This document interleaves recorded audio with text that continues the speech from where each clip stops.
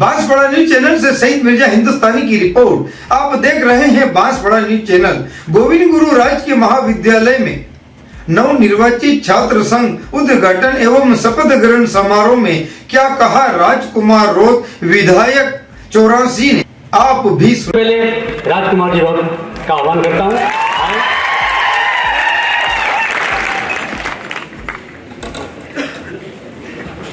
सभी साथियों को जवाब। बोलिए गोविंद गुरु की, बोलिए गोविंद गुरु की। धन्यवाद। और आदिवासी को बचाना है, और आदिवासी तो बचा तो ये देश बचेगा, और ये देश बचा तो हम लोग सब बचेंगे। और हमारा भाई जो अध्यक्ष है वो शायरी गाना कह रहा था कि कुछ तो करो जवानी में, आग लगा दो पानी में। तो ये जवानी एक ऐसी चीज है जो बुढ़ापे में होते हैं उनको वो जवानी के किस्से याद आते हैं। आज अभी बात चल रही थी उदयपुर संभाग के हमारे दो मंत्री जी माननीय सम्माननीय, एक तो विकास जी के फादर और हमारे मालवीय जी। तो मैं जब आया लग रहा था, क्योंकि एक लड़ाई रहती है हमेशा। मैं जब गया विधानसभा के अंदर तो ये स्थिति समझी सरकार ने क्या पॉलिसी बना रखी है शेड्यूल एरिया के लिए। थर्ड ग्रेड का टीचर जो यहाँ लगा हुआ है शेड्यूल एरिया का, मतलब नॉन शेड्यूल एरिया का, अनुसूचित क्षेत्र के बाहर का थर्ड ग्रेड यहाँ लगे हुए, उनके लिए प्रतिबंध लगा रखा है। और जो कॉलेज व्याख्याता है, वो स्कूल व्याख्याता है, वो ज्वाइनिंग कर ले, प्रमोशन पीरियड पूरा नहीं होता है, इससे पहले 10 दिन के अंदर उनका डेपुटेशन कर लेते। ये व्यवस्था बना रखी है सरकारों ने, और इस बात की लड़ाई हमने लड़ी और सरकार ने लगभग बीच में मान भी लिया था कि हम पॉलिसी बनाते हैं।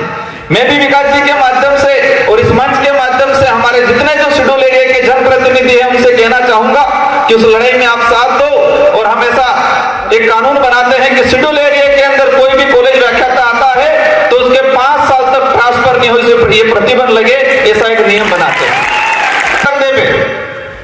हमें समझना है कि देश के अंदर क्या हो रहा है, कौन लोग, कौन सी विचारधारा इस देश को बर्बाद करने का काम कर रही है।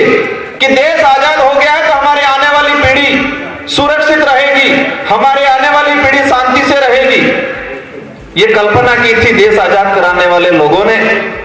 लेकिन आज क्या हो रहा है, जो अंग्रेजों से लूटने की नीति थी वही नीति आज अपनाई जा रही है।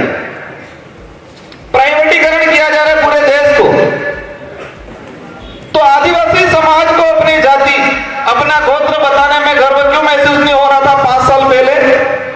क्योंकि हमको वनवासी कहा जाता था। क्या कहा जाता था? वनवासी कहा जाता था। वनवासी मतलब वन का वासी, वन में वन का वासी तो जानवर भी रहता है, संविधान में लिखा गया है। हमारी जनगणना जो हुई थी 1871 के आसपास से, उस समय से हमें शेड्यूल ट्राइब के नाम से जनगणना की गई है। आजादी से पहले शेड्यूल ट्राइब के नाम से जनगणना हुई है, तो आजाद भारत के अंदर इन आदिवासियों को वनवासी क्यों बना दिया भाई? लेकिन चिंता मत करो, जो वनवासी कह रहे थे वो जनजाति पे आ गए हैं, और बहुत जल्दी वो आदिवासी पे भी आ जाएंगे। उन लोगों की सोच थी, उनका अस्तित्व है क्या है, इन आदिवासियों की हकीकत क्या है, उनको छुपा के रखो ताकि मानसिक रूप से डैमेज रहे, ये लोग मानसिक रूप से गुलाम रहे। ये उनकी सोच थी। उस सोच को बदलना है और आदिवासी को बचाना है, और आदिवासी तो बचा तो ये देश बचेगा, और ये देश बचा तो हम लोग सब बचेंगे।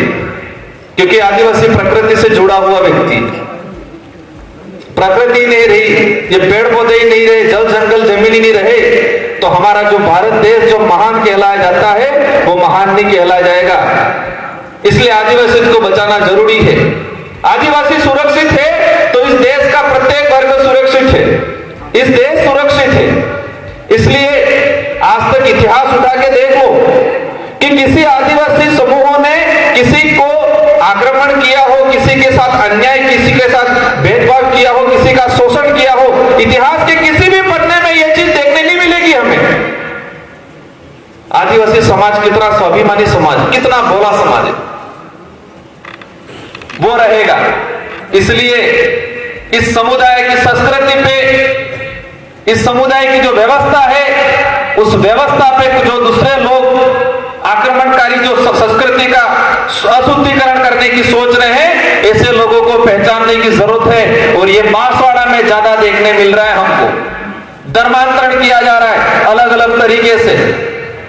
संविधान कह रहा है प्रत्येक व्यक्ति को भी स्वतंत्रता है कि जो जिस समूह में है, जिस धर्म में उसको रह सकता है, लेकिन जबरदस्ती उसको मानसिक रूप से अपंग बनाने के बाद उसको इधर ले जा रहे हैं और उसी भाई को हमारे खिलाफ लड़वा रहे हैं।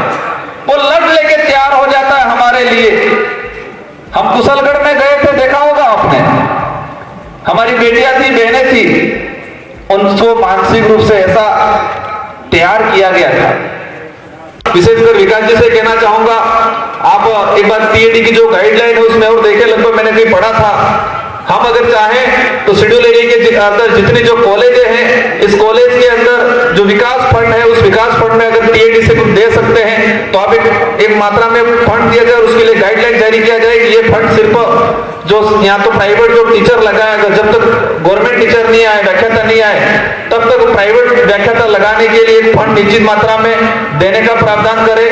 सभी कॉलेजों के अंदर जो फर्नीचर की बात है, उन बात को भी आप ध्यान में रखें और टीएडी से दिलाने का काम करें। यहाँ पर शौचालय की कुछ बात आई थी, यहाँ पर पानी की जो बात आई थी, उनमें आप मदद करें, क्योंकि जनता जनार्दन है, कौन क्या करता है क्या नहीं करता है जनता देखती है और समय आने पे वो ध्यान रखती है। आप अच्छा काम करोगे, इन युवाओं के लिए काम करोगे तो आने वाले समय में जरूर इस क्षेत्र की जनता हमारे सबके साथ में, आप सबके साथ में रहेगी। और आप सभी को बहुत बहुत धन्यवाद। बांसवाड़ा न्यूज चैनल को सब्सक्राइब कर लाइक और शेयर भी करते रहें।